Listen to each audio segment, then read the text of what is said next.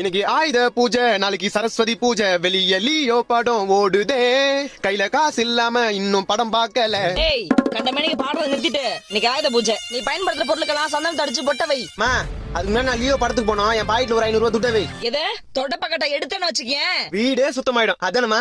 உடம்பெல்லாம் வீங்கிடும். போய் முதல்ல சொன்ன வேலையை செய். ஓகே.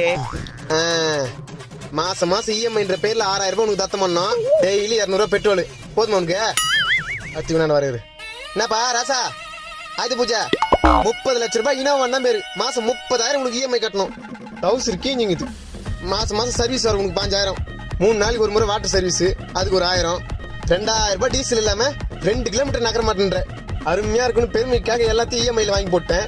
வாழ்க்கையே வறுமையாயிடுச்சு. எப்பயும் எங்கேயும் நம்ம சம்பாதியத்துல இருந்து தான் இஎம்ஐ கட்டணும். இஎம்ஐ கட்டணுன்றதுக்காகவே சம்பாதிக்க கூடாது. ஹாப்பி ஆயிட்டு பூஜை.